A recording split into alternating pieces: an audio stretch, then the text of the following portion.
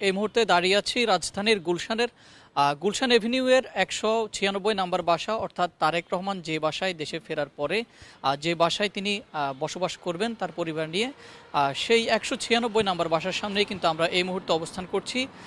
আপনাদেরকে জানিয়ে রাখি, আপনারা জানেন যে দীর্ঘ ১৭ বছরের নির্বাসিত জীবন শেষে কিন্তু রাত পোহালেই দেশে ফিরছেন তারেক রহমান।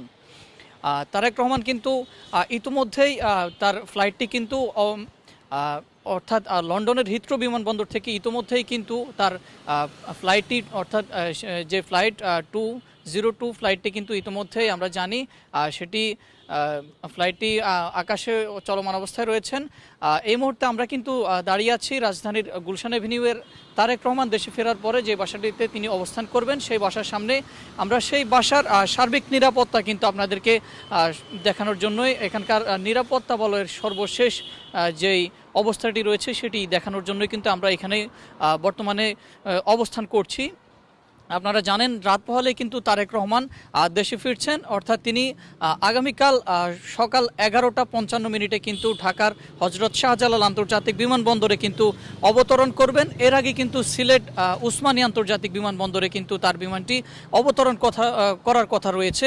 সেখান থেকে কিন্তু ফ্লাইটটি আবার ঢাকার হজরত শাহজালাল আন্তর্জাতিক বিমানবন্দরে অবতরণ করবেন এবং তার সাথেই কিন্তু ইতিমধ্যে লন্ডনের হিথ্রো বিমানবন্দর থেকে কিন্তু তার সহধর্মিনী ডাক্তার জুবাইদা রহমান এবং তার মেয়ে জাইমা রহমান কিন্তু তার সাথে একসাথেই কিন্তু দেশে ফিরছেন। আমরা এই মুহূর্তে যে ১৯৬ নাম্বার যে বাসাটি রয়েছে তারেক রহমানের জন্য যেটি নির্ধারিত করা হয়েছে বা তার জন্য যেটি প্রস্তুত করা হয়েছে সেই বাসার সামনেই রয়েছি। এর পাশেই কিন্তু রয়েছে বিএনপি চেয়ারপারসনের যে বাসাটি রয়েছে ফিরোজা, সেই ফিরোজার একটু পাশেই কিন্তু তারেক রহমানের জন্য এই ১৯৬ নাম্বার বাসাটি কিন্তু তার জন্য প্রস্তুত করা হয়েছে। তিনি কিন্তু বাংলাদেশের নাগরিক হিসেবে কিন্তু তিনি দেশে ফেরার পরে তিনি এখানে হয়তো স্থায়ীভাবে বসবাস করার কথা রয়েছে। এবং ১৯৬ নাম্বার বাসাটি সম্পর্কে আপনাদেরকে জানিয়ে রাখি, এটি কিন্তু তারেক রহমানদের অর্থাৎ শহীদ জিয়াউর রহমানের সূত্রে কিন্তু তারা কিন্তু পারিবারিক সূত্রেই কিন্তু এই বাসাটির মালিক কিন্তু বর্তমানে তারেক রহমান।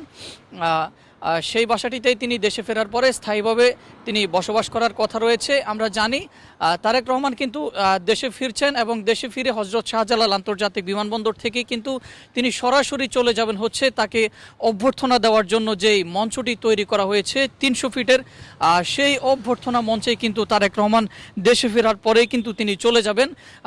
সেখানে তার যে কর্মী সমর্থকরা রয়েছে, লাখো লাখো কর্মী সমর্থক যারা দেশের বিভিন্ন প্রান্ত থেকে কিন্তু ৩০০ ফিটের সেই অভ্যর্থনা মঞ্চে কিন্তু এসে উপস্থিত হয়েছেন।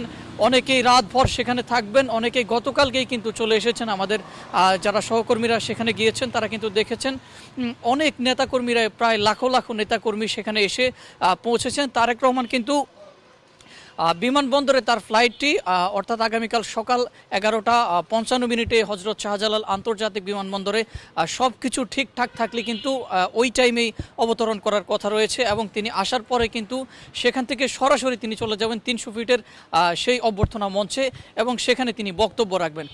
৩০০ ফিটের সকল কার্যক্রম কিন্তু সেখানে তিনি শেষ করেই সরাসরি ছুটে যাবেন হচ্ছে এভার কেয়ার হাসপাতালের তার মায়ের কাছে, অর্থাৎ বিএনপি চেয়ারপারসন বেগম খালেদা জিয়ার শারীরিক অবস্থা দেখার জন্য এবং মায়ের সাথে সাক্ষাৎ করার জন্য কিন্তু তিনি সেই মঞ্চ থেকে সরাসরি এভার কেয়ার হাসপাতালে চলে যাবেন।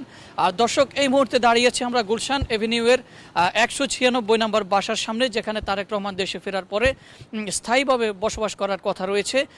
আমরা সেই বাসার নিরাপত্তা ব্যবস্থা সম্পর্কে সর্বশেষ আপনাদেরকে জানাচ্ছি। আমরা দেখছি এখানে পুলিশের গাড়ি রয়েছে এবং পুলিশের বিভিন্ন কয়েকজনকে আমরা দেখেছি বিভিন্ন জায়গায় চেকপোস্টে তারা দাঁড়িয়ে আছেন এবং সিএসএফ স্পেশাল ফোর্সের যেসব নিরাপত্তা গার্ডরা রয়েছেন তারা কিন্তু তার বাড়ির সার্বক্ষণিক নিরাপত্তা ব্যবস্থাটি দেওয়ার চেষ্টা করছেন। আমরা এই মুহূর্তে সর্বশেষ জানাছিলাম ১৯৬ নাম্বার বাসা, অর্থাৎ গুলশান এভিনিউয়ের ১৯৬ নাম্বার বাসার সামনে, অর্থাৎ যেই বাসাটিতে তারেক রহমান ওঠার কথা রয়েছে সেটির একদম সর্বশেষ আপডেট কিন্তু আপনাদেরকে জানাচ্ছিলাম।